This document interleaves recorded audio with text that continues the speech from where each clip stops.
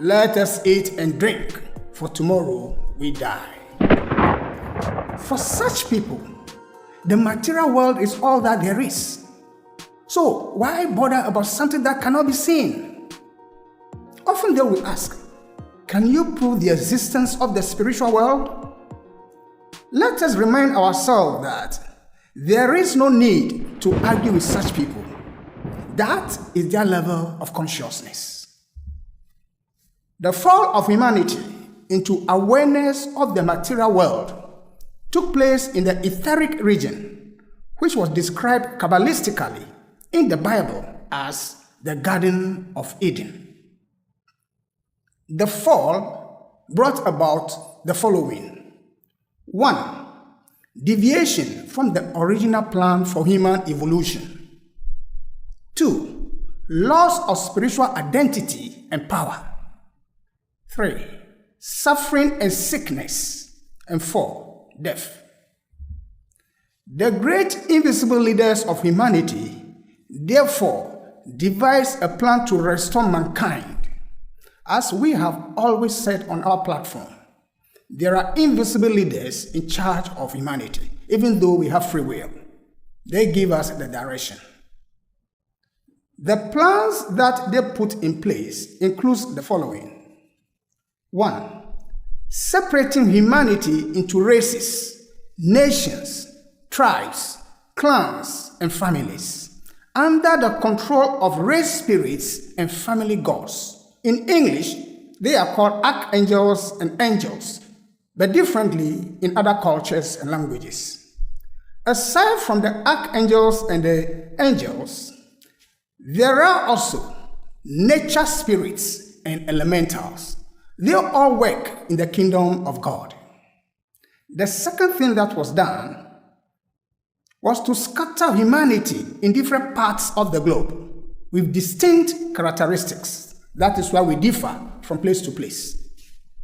The third thing that was done is introducing languages, which led to the multiplicity of languages in the world. And the fourth thing is to forge attachment to race, tribe, clan, and family through the first breath when a child is born, and the blood, both being under the influence of the race and family spirits. This is one of the reasons why when people go back to their homelands, they feel good. It's all because, once again, they relate to the influence of the family or ethnic god through the air that they inhale. The race, ethnic, or family spirit often covers the spiritual atmosphere of the area. We are not talking about the physical atmosphere. We are talking about the spiritual atmosphere, and connects to all the people under its jurisdiction. It is like the way the silver cord is connected, or the umbilical cord of a child is linked to the mother. So, wherever the person is, to some extent, there is a link with the original home. In many cases, people are taught to think of the group first, the social system first, before their individuality. Each race or ethnic spirit has its people in a defined location and guides their way of life, their culture, tradition, food, technology, and overall civilization. Each introduced the concept of deity, religion, and rule by religious leaders. That is why religious beliefs and practices, although they are all built on the supernatural, have peculiar characteristics in different places. Later, kingship, monarchy, chieftaincy, and so on were introduced, but the influence of religious leaders persisted.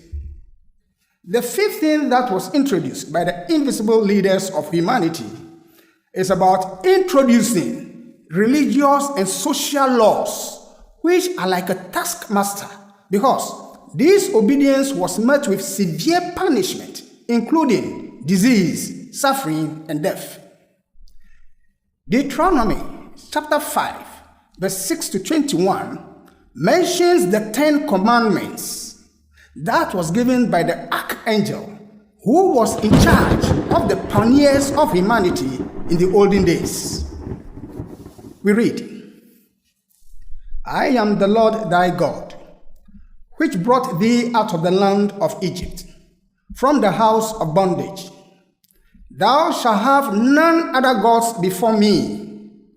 Thou shalt not make thee any graven image, or any likeness of anything that is in heaven above, or that is in the earth beneath, or that is in the waters beneath the earth. Thou shalt not bow down thyself unto them, nor serve them, for I, the Lord, thy God, am a jealous God, visiting the iniquity of the fathers upon the children unto the 3rd and 4th generation of them that hate me, and showing mercy unto thousands of them that love me and keep my commandments. Thou shalt not take the name of the Lord thy God in vain, for the Lord will not hold him guiltless that taketh his name in vain. Keep the Sabbath day to sanctify it, as the Lord thy God has commanded thee. 6 days thou shalt labor and do all thy work, but the 7th day is the Sabbath of the Lord thy God. In it thou shalt not do any work, thou, nor thy son, nor thy daughter, nor thy manservant, nor thy maidservant, nor thine ox, nor thine ass, nor any of thy cattle, nor thy stranger that is within thy gates, that thy manservant and thy maidservant may rest as well as thou. And remember that thou wast a servant in the land of Egypt, and that the Lord thy God brought thee out thence through a mighty hand and by a stretched out arm. Therefore the Lord thy God commanded thee to keep the Sabbath day. Honor thy father and thy mother, as the Lord thy God has commanded thee, that thy days may be prolonged, and that it may go well with thee in the land which the Lord thy God giveth thee. Thou shalt not kill, neither shalt thou commit adultery, neither shalt thou steal, neither shalt thou bear false witness against thy neighbor, neither shalt thou desire thy neighbor's wife, neither shalt thou covet thy neighbor's house, his field, or his manservant, or his maidservant, his ox, or his ass, or anything that is thy neighbor's. The 6th thing that the invisible leaders of humanity introduced was modifying religious or cultural laws and teachings as humanity becomes more refined in values and consciousness. Did the law work well? The law that was given by the invisible leaders to humanity, did it work well? Filling up every space, no privacy. And silently, it could build and build until you finally see. Whoa, it's taking over, damn no closure, moving closer. No exposure, I just wanna be a loner. Some can't stay sober, looking over all this.